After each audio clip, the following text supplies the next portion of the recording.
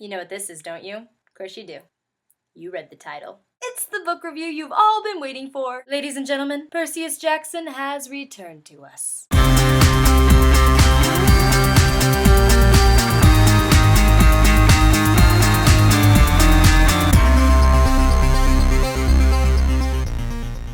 So, the son of Neptune. I don't know where to start. Well, I guess as always, a 30-second summary. Taking off after the lost hero, we rejoin with Percy Jackson, who is now being told about in third person. Long story short, he goes to Camp Jupiter, he meets Frank and Hazel, they go on a quest to free Death and defeat a giant. And you know, it's awesome. It's awesome. Okay.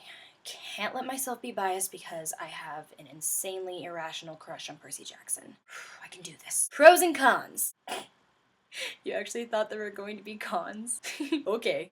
Oh look, there's pigs flying outside my window. Really? Really? Thought there'd be a con for a Percy Jackson book. Yeah, so needless to say, no cons. Pros! So many pros. First of all, I need to get this out there. Am I the only one who found Percy Jackson 10 times hotter in third person? I'm totally being serious here. I mean, think about it. When you go back to the old Percy Jackson books, when it's in first person, through Percy's eyes, I kind of saw Percy as cute and endearing and sort of dorky at times, which made me love him. But now I'm just beginning to think he was really, really down on himself. Like I said, think about this. How many times did Hazel call Percy, hot? She says he, looks like a god? Okay, I can take this. I mean, it's great. I already had a crush on Percy to begin with, but now let's describe him as a god. You know, that definitely helps my fictional crush. He's, so awesome through other people's eyes. He's a natural-born leader. He's all epic. He's got these amazing powers. He's hot. From the other Percy Jackson books, he's kind of just the underdog the entire time, until the very end. So, I don't know, it was really cool to see Percy that way. But the thing is, you didn't miss out because Riordan still kind of let us in on Percy's thoughts. So we weren't blocked from our favorite lead character. Now for Frank and Hazel. Is it just me, or does Riordan seem to know that his readers are growing up? I'm just saying, both of their stories were pretty convoluted and really dark at times. I think Rick Riordan knows that people read Percy Jackson when they were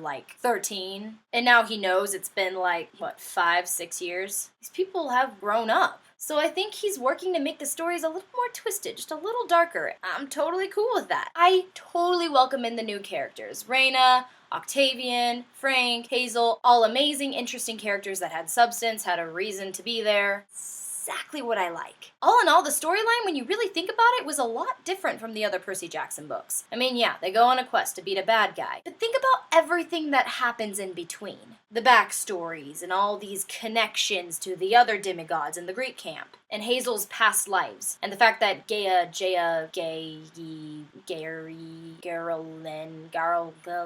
whatever the flippin' villain's name is, how about the fact that she's 10 times more twisted than Cronus ever was? I'm not complaining. I'm just saying these books are much darker than the old ones. Like I said, Riordan seems to know that his audience is growing up, and he's adapting well to that. These books just keep getting better and better, and I am so excited for the Mark of Athena. Think about all the things that Riordan has set up for us. All these crazy love triangles, and Sammy is Leo, and Annabeth. Wow. Why do I get the feeling that I'm either going to love or hate Annabeth in the next book? I mean, not permanently hate, but just some of the choices she makes. Yeah, I see very, very, very rough seas coming up for Percy and Annabeth. I know. Trust me. I'm like most of you. I thought, oh good, Percy was gone for 8 months. That's their rough patch. From here on out, it'll be smooth sailing. Thanks, Hera, for ruining everything, as usual. Thanks. No, really. Plot, character development, all A-okay. I wouldn't expect anything less from Rick Riordan. And then there's the thing everyone went crazy over, the third-person point of view. It's actually really helpful. It's nice to see Percy outside of Percy. I mean, come on, Percy doesn't perceive himself the way other people perceive him. It was really cool to see how other people see Percy.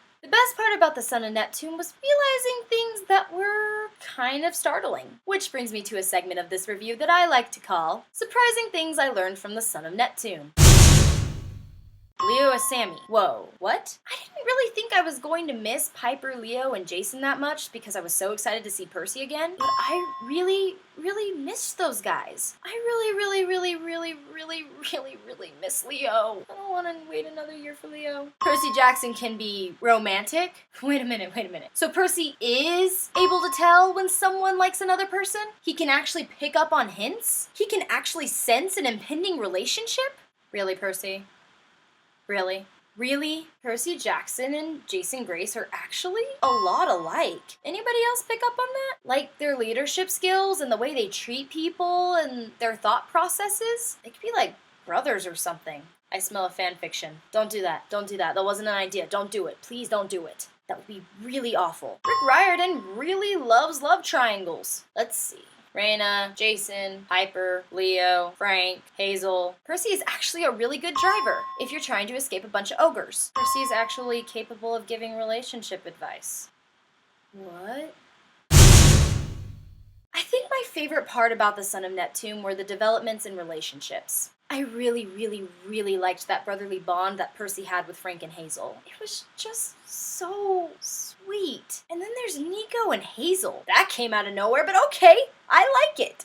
Actually a very good idea on Riordan's part. Raina and Jason are interesting, only I don't think they're going to get together. Percy and Annabeth. Okay, am I just being a creepy fangirl, or did it seem like Percy was actually thinking of a future for him and Annabeth? Like a future. Not like we're gonna go to prom together when we're 17. Like we're gonna get married and have kids. I don't know if I perceived that wrong. I just kind of picked up on that when he was observing, Roman camp. Frank, Leo, and Hazel. This should be interesting. All in all, so many relationships, so many kinds in this book. I really liked them. Know why I like it in these books and not in other books? Wanna know why? Because Rick Riordan does it right. Authors, take note. Oh, and one last thing. Octavian. I'm pretty sure I'm 10 times more creeped out by Octavian than I ever was by Luke, Cronus, Atlas, any bad guy that's ever existed in this series or the previous one. Octavian's flippin' crazy. Probably one of my favorite lines, and only because it was so powerful and kind of borderline evil, was when Percy gets his mark and Octavian goes, "I hope that hurt." Whoa, crazy person. Very excited to see how Annabeth takes to Octavian. Like, there's a part of me that kind of hopes that she'll slap him around a little or something. Somebody has to. Speaking of Annabeth, $5 says there's going to be an Annabeth versus Raina showdown. Raina versus Annabeth. Please. No, not fighting for Percy. I'm not interested in that. I just think they clash so badly. Only because they're so alike. Kind of like Percy and Thalia. To quote Annabeth, either they'll end up being best friends or they'll try to kill each other. Best friends is fine, but the second one is kind of more fun. Guys, I can't believe I waited a full flippin' year for this book to come out. I can't believe I counted down pretty much every single day, and I have to wait another year. What the heck? Rick Riordan. These endings. These endings. Then the Greeks sailed in. And that's it for now. See you in 2012. Really? I don't mean to be a creepy fangirl here. Really? But seriously, wait a year. A year for Percy and Annabeth to physically see each other. Okay. I'm acting my age. I am 19 years old. I attend college. I can legally vote. I'm good. Just fine. Okay, so the book was awesome, okay? For those of you who follow me on Twitter, you saw me obsessing over it all day. There's like 3 whole pages of me being creepy and obsessive and begging Rick Riordan to send me spoilers on the Mark of Athena, which of course he won't do because he's stubborn. So yeah, no mystery that I like the book. Go out and buy it if you haven't yet, or get it on your Kindle or your Nook. I don't care how you get it, except don't rob a store. I don't want to be responsible for that, so I'm not telling you to do anything like that. Don't just read the book, okay? And if you've already read the book, well, good on you. You're probably as obsessed as I am. My final words, this book was actually extremely touching. I liked Percy's concern for Annabeth, and like I said, that brotherly bond he had with Frank and Hazel. He was so different, but the same in this book, but I really liked it that way. Percy's obviously matured. It's kind of awesome. I mean, not totally. He's still the funny, kind of dorky Percy that we love, but there's parts of him that are different now, and I actually really enjoy it. I just really, really, really, really, really, really, really hope Hera is ultimately wrong and Percy and Annabeth end up fine, because they're one of the only fictional couples that I truly root for. So why don't you guys comment below? Tell me surprising things that you learned from the son of Neptune. Guys, I'm so excited for the Mark of Athena! Tell me your predictions. Tell me anything. That's what the comment section is for. Do you have a hamster named Charles? Comment below. Are you a brunette? Comment below. Did you eat a pickle for lunch today? What the heck? Comment below. And, as always, subscribe, comment, thumbs up if you actually really dig Camp Jupiter. Thumbs down if you're one of the stuffed animals that Octavian sacrificed. Rest in peace, Percy's pillow pet. You will be remembered by many a fangirl.